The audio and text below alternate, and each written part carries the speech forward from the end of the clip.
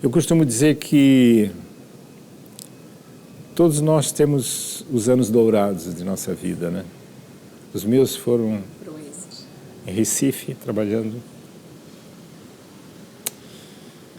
no movimento de cultura popular. É uma coisa que me emociona porque a gente achava que ia conquistar o Brasil. Eu me tornei comunista, entrei no partido e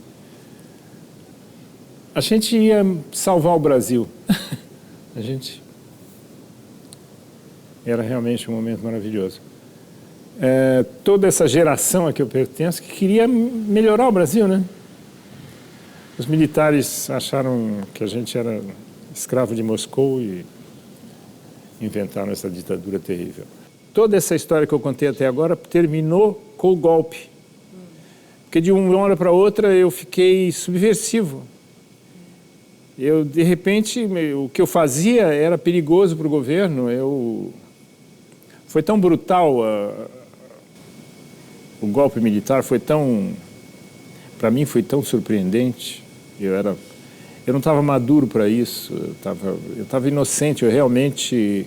Acho que todos nós queríamos fazer um Brasil melhor e nos tornamos criminosos de um dia para o outro. Ato público está proibido, não admitimos passeata nem comício. Está todo mundo preso. E hoje vão ser enquadrados na Lei de Segurança Nacional. Quantas pessoas foram presas? Não sei quantas. Quantas tiveram aqui?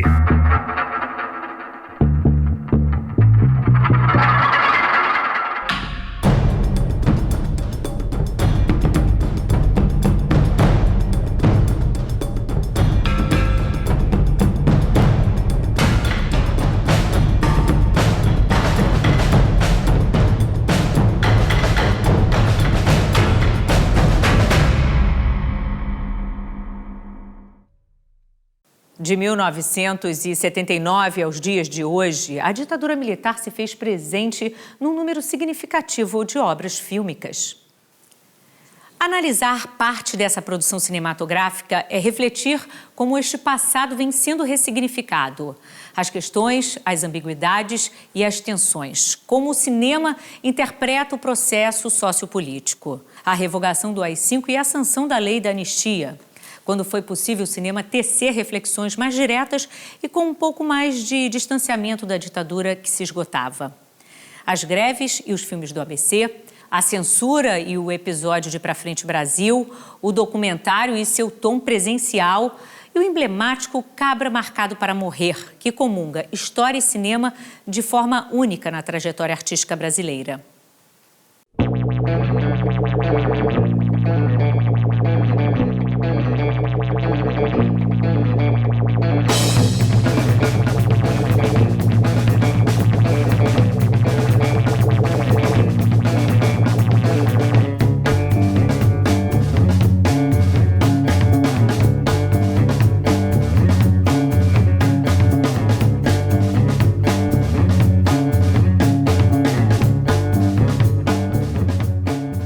Em 13 de outubro de 1978, no governo Geisel, é promulgada a emenda constitucional número 11, que entra em vigor no dia 1º de janeiro de 79, que estabelece o fim do AI-5. Agora, como se chegou a essa decisão de acabar com o ato institucional número 5?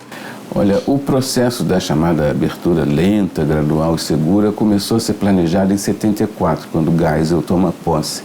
E várias etapas foram previstas por ele, pelo general Golbery, pelo Petrônio Portela, um verdadeiro Estado-Maior que planejou tudo isso e, estranha e tristemente, toda essa longuíssima transição foi cumprida passo a passo. Começou com a lei da anistia de 79, que é uma lei que perdoa os crimes cometidos pela ditadura militar também, uma espécie de autoanistia. Tudo isso foi paulatinamente sendo cumprido.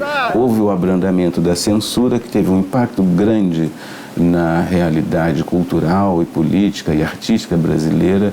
Embora ainda houvesse censura, o abrandamento dessa censura possibilitou uma série de manifestações.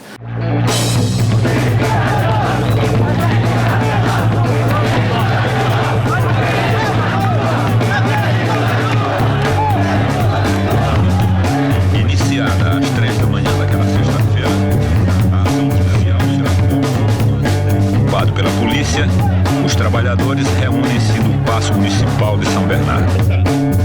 E eu vou explicar o porquê. Uma derrota da classe trabalhadora. Foi exatamente! Tem uma filmografia que eu gostaria de mencionar aqui, que ela é muito interessante, que é um pouco um retorno a um cinema militante que vai se fazer em outras bases e que vai ser com a eclosão dos movimentos no ABC, né? Das greves do ABC e a liderança do Lula, onde ali vai se formar um conjunto de filmes que eu acho que vão ser importantes nesse contexto de passagem, né, de final dos anos 70 para os anos 80, e que também vai receber um cineasta que é um nome clássico do cinema novo, importante do cinema novo, que é o Leon Hirschman, que estando em São Paulo para filmar Eles Não Usam Black Tie, vai aproveitar e fazer o ABC da greve. Não vamos ter mais sindicato e não vamos ter mais igreja. Nós vamos fazer uma greve de 2 dias. E depois de 2 dias, nós voltamos a trabalhar de cabeça baixa. E eu gostaria de chamar vocês da responsabilidade para uma coisa. Eu gostaria que cada um, na hora de votar, pensasse no amanhã. Então eu acho que esse contexto é muito interessante, um cinema militante que vai se fazer muito em cima, talvez menos preocupado com a questão formal e mais preocupado com registrar aquele fenômeno que era inédito e que realmente mudou bastante o nosso país. Essa merda, porra! Santini, calma, Santini, porra! Tá parecendo polícia, rapaz! Na marra não dá não, tem que ser no papo! Aí, Otávio, são uns bosta! Carneirada! É greve geral, porra! Todo mundo pro estádio! Vamos lá! Aí, já era um período em que a censura estava afrouxando, mas mesmo assim existia censura. Nós mandamos o Linha de Montagem regularmente para ser censurado pela censura federal. E marcamos uma estreia em São Bernardo do filme. A censura segurou o filme e não dizia nem sim nem não liberava nem... E aí nós chegamos à conclusão, junto com a diretoria do sindicato, que a gente ia fazer a estreia do filme assim mesmo sem ter o certificado de censura.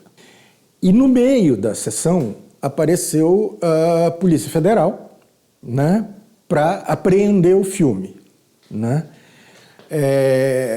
E claro que os operários fecharam as entradas do sindicato, do auditório, etc., não deixaram a Polícia Federal subir. Começou a haver uma ameaça de conflito e os policiais disseram que, tudo bem, eles não iam invadir, não iam impedir a sessão, mas que cada rolo que fosse saindo da projeção era para entregar para eles porque eles iam apreender o filme. Foi feito esse acordo, o filme continuou passando, só que cada rolo que saía da projeção desaparecia no meio da massa de operários que estava ali.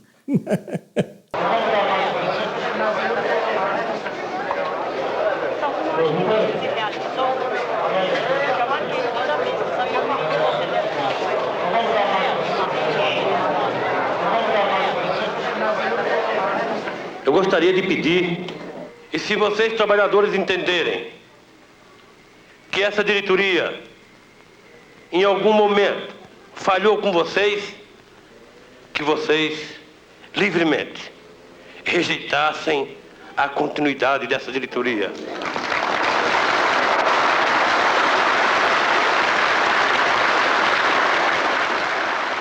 A época que aconteceu que eu estava com um outro casamento, com uma moça jovem, e ela tinha uma alta inquietação, porque ela não tinha vivido o período anterior direito, ela era mais menina, entende? Uma alta inquietação, e eu via todos em torno, os amigos dela, com essa inquietação. Falei, vou pegar essa geração que está sem paternidade, sem perspectiva, sem visão de um futuro, sem conexões. Era a geração que vinha desde Paz e Amor e hippies, e eu não queria criticar essa geração, eu queria amar essa geração, entende? Então era toda uma geração assim, sem saber para onde batia.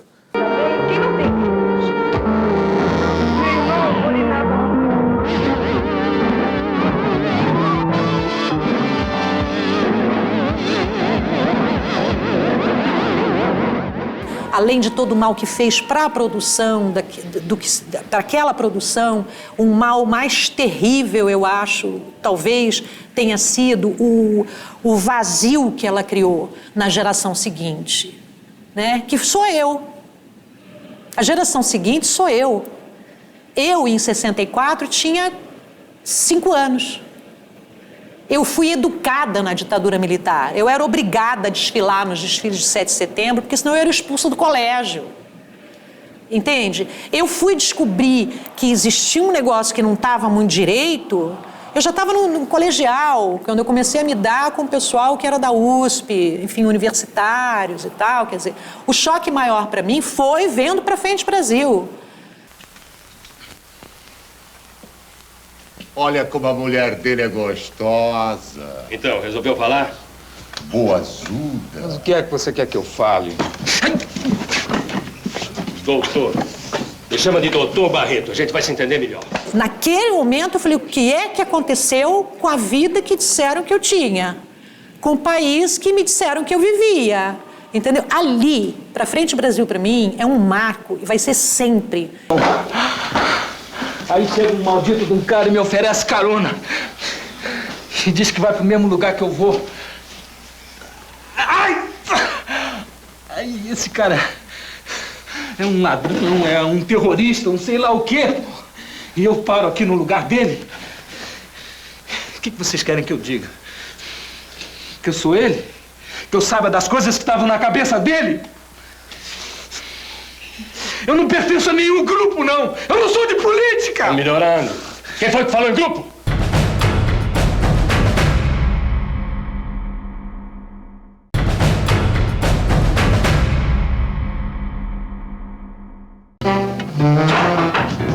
Você já esteve ali? Conhece aquela casa? Não. Eu não conheço São Paulo direito. Como é que você sabe que é São Paulo? Cala a boca. Vem. Pra Frente Brasil foi exibido no Festival de Gramado em 1982, foi o grande vencedor daquela edição do festival e no dia seguinte ele foi interditado pela censura. Eu queria que você me contasse essa odisseia que foi para conseguir, 8 meses depois, lançar o filme, um pouquinho mais. Foi lá no fim do ano, praticamente. Uma odisseia que incluiu a demissão do então presidente da Embrafilme, né, o Celso Amorim. No dia seguinte da exibição do Pra Frente Brasil, eu ainda estava ouvindo os gritos de entusiasmo e os aplausos da noite anterior. O filme foi recebido com um entusiasmo pela plateia do Festival de Gramado que eu nunca imaginava que poderia acontecer com aquela força, né? Então estava na hora de lançar o filme. A interdição do filme, naturalmente, despejou um balde de água fria e porque eu fui falar com a Solange Hernandes, né? E ela me disse, não, o seu filme é muito forte para ficar numa gaveta, ele vai acabar saindo, mas o senhor tem que pensar que o senhor quem que o senhor quer enganar? Quer dizer, o senhor diz que o seu filme não tem nada, e aquele avião que passa, e aquele ame ou deixo naquela patamo. Os realizadores podiam ir ao CSC para, na verdade, pedir a revisão de decisões da Divisão de Censura de Versões Públicas, né? É isso que acontecia. Agora, o Conselho Superior de Censura, ele, de fato, facilitou a vida desses realizadores? O Conselho Superior de Censura era formado, em sua maioria, por indicados do governo. Então, existiam 8 membros que eram indicados do governo e 7 membros indicados, digamos, pela sociedade civil. Então, sindicato dos artistas, técnicos de cinema, ABI, enfim, né? Ou seja, bom, começa que é a aritmética simples, né? 8 é maior que 7. O Conselho Superior de Censura atuou no sentido da liberação de diversas obras e, portanto, teve um papel significativo. Havia, inclusive, a expressão, se eu não me engano, do Ziraldo, que se é de censura não pode ser superior. né? Mas, enfim, era um conselho, era um mecanismo que havia. Houve várias medidas, possibilidades de atuação, inclusive no campo da justiça. Depois do processo de abertura iniciado, produtores entravam na justiça comum para obter a liberação de filmes. E foi assim, inclusive, que vários filmes de pornochanchada foram liberados. Não acha gozado nós estarmos aqui por causa de José? Isso é um absurdo. Absurdo um catso. Faz muito tempo que você é amante dele? Há uns 2 anos. Durante esse tempo saímos algumas vezes, mas não somos propriamente amantes. Eu acho que o de Fraga e um pouco essa conotação erótica que envolvia, né, toda aquela produção, definiu um nicho de público e de, a priori, assim, da plateia diante do filme que já era despolitizante, embora não estou dizendo que o filme não tem uma dimensão que se liga a esse quadro que você traçou, mas havia uma inserção num gênero e uma inserção num tipo de público. E, por outro lado, você sabe que a comédia erótica, a menos de algumas de maior sucesso, a grande maioria, principalmente essas desse tipo, elas tinham muito pouco público. O que elas tinham é que elas eram muito baratas, eram baixo orçamento, então elas montou-se uma indústria, principalmente aqui na Boca do Lixo, em São Paulo, que é chamada Boca do Lixo, que era muito assim, era viável porque era barato e tinha um público mais ou menos cativo, mas a coisa não ressoava muito. Depois de tantos anos, quando de fato a censura acabou no país? Bom, a censura política institucionalizada, ela termina com a Constituição de 1988 e não antes. Se foram proibidos ou se não foram proibidos é uma questão menor, porque, na verdade, a questão é, a censura existia, ela era legal e você não podia apresentar nenhum filme publicamente sem toda aquela burocracia, todo aquele processo. Então, assim, a Constituição de 88, ela termina com a censura legal, né? Agora, censura existe até hoje, de outras formas.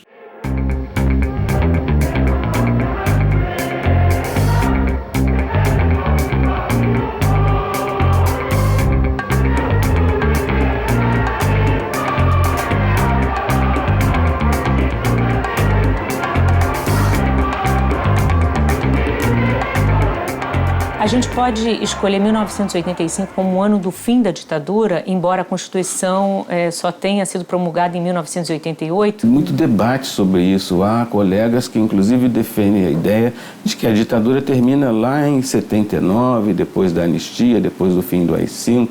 Outros acham que o governo Sarney ainda foi um governo duvidoso, com muita preponderância militar, já que o SNI só seria extinto no governo do Fernando Collor. Então, esse debate existe. Do meu ponto de vista pessoal, a marca final do regime militar foi realmente a eleição do primeiro presidente civil, apesar dela ter se dado da maneira que se deu, por via indireta, e da morte de Tancredo Neves, a posse de Sarney, tudo isso foi uma infelicidade. Mas, a partir dali, eu acho que a gente já pode falar de um retorno paulatino à democracia. Inicia-se a eleição. No colégio eleitoral, o nascimento da nova república.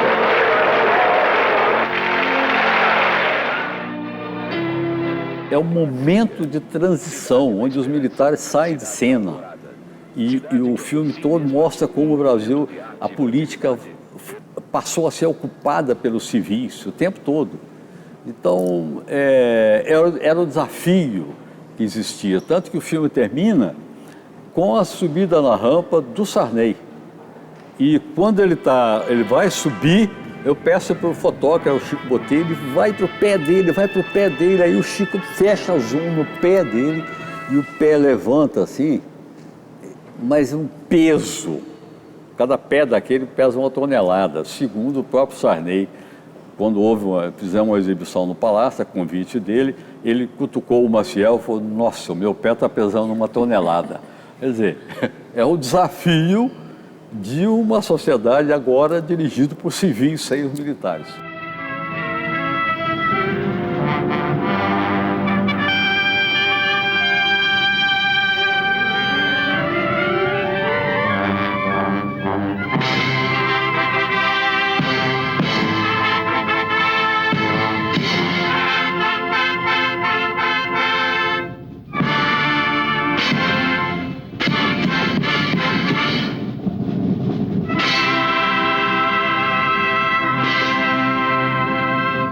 Na verdade, acho que eu tive um feeling de acompanhar aquilo, registrar aquilo, como aquilo se colocava para a gente. Tanto que os filmes mostram mais os desafios que aquele momento colocava para os personagens, como a coisa que está na Próxima Vítima.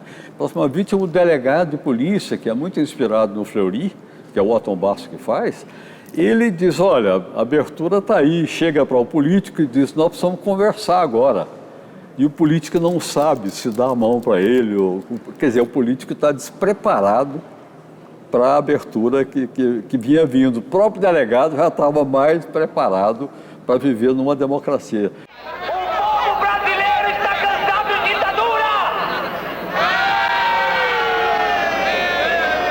Nobre candidato, nós hoje vivemos um momento de democracia.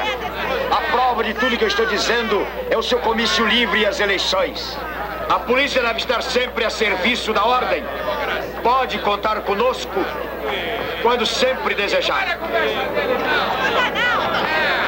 Está tudo em ordem agora!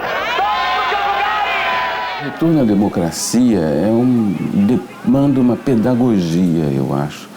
Uma pedagogia que é a própria experimentação da vida democrática, em todos os sentidos, sendo mais importante, evidentemente, a possibilidade das eleições, da alternância no poder. Isso é uma coisa que a sociedade brasileira vai aprendendo aos poucos e basicamente dependente da experimentação da vida democrática, das eleições, da convivência em termos de cidadania numa sociedade que tem muitos traços ainda de autoritarismo. Então é preciso viver essa pedagogia da democracia. O arco, na verdade, vai da censura direta e da prisão dos camponeses que trabalharam com o Coutinho em 64 e algumas pessoas da equipe e o confisco do material que chegou nas mãos dos golpistas naquele momento e a salvação de uma parte do material por parte do Coutinho, que era um projeto CPC, naquela linha dos Centros Populares de Cultura, que gerou um encontro com essa população dos camponeses, etc., e que este encontro gera uma experiência para o Coutinho, que ele vai recuperar nos anos 80 e termina o Cabra Marcado para Morrer, que ele consegue fazer, que é uma reflexão sobre esses 20 anos. Elizabeth estava desaparecida há 17 anos. Nem sua família, nem seus antigos companheiros da Liga de Sapé sabiam onde ela se refugiara. Abraão, seu filho mais velho, era o único que sabia. Fui procurar Abraão em Patos, no sertão da Paraíba, onde ele é jornalista. Depois de fazer muitas exigências, Abraão concordou em levar a equipe de filmagem à casa de sua mãe. O Cabra Marcado para Morrer é uma síntese dos 20 anos. Porque ele é o filme censurado, proibido, inacabado, porque foram presas as pessoas. Ele foi, digamos assim, um dos filmes mais reprimidos na história, porque não foi censurado depois de pronto. As pessoas foram presas por causa disso. E 20 anos depois, 84, você tem uma reflexão que abrange, né, na família do João Pedro Teixeira, que é a dona Elizabeth e seus filhos, um pouco uma síntese do Brasil, né? Desse Brasil que militava em 64 e foi apanhado pelo golpe. A mesma necessidade está na fisionomia do operário, do homem do campo e do estudante. A luta que não pode parar. Enquanto se diz tem fome e salário de miséria, o povo tem que lutar. Quem é que não luta? O melhor dia de vida. Tem que lutar. Quem tem condições, né, seu neném? Que tiver sua boa vida, que fique aí, né? Eu, como venho sofrendo, eu tenho que lutar. Até eu tenho que dizer, é preciso mudar o regime, é preciso que o povo lute. Porque enquanto tiver esse regime sem essa democracia, assim aí. A gente passar um ano inteiro sem poder atender um telefone. E a perseguição. Vou para a praia esse fim de semana. Aonde o senhor vai ficar? Porra, que um outro dia eu fui tirar uma carteira de identidade, que eu tinha perdido a carteira de identidade, e minha carteira de identidade não saía. Daí eu fui lá no palpa-tempo da vida, quando eu sento, tinha uns caras atrás, falei, esses caras são polícia. Polícia assim, de educado, legal, polícia federal, entende? E era mesmo. E a moça olhava o computador, eu olhava, falei, moça, deixa eu olhar o que é isso. Ela virou, tinha meu depoimento inteiro dessa prisão da UBAN. Eu comecei a chorar. Eu falei, eu não estou livre ainda. Eu falei, não, o senhor está livre, vai ser a carteira de identidade. Eu falei, mas já tem um mês. Ele veio de novo fantasma, não conseguiu um passaporte para ir embora do Brasil. Bom, um terror. Isso aconteceu há pouco tempo. Por isso que eu digo, a democracia é débil. Temos que tomar cuidado. O inimigo está sempre de olho em nós. Quem é o inimigo hoje, não sei ainda. Juro, não sei olhar.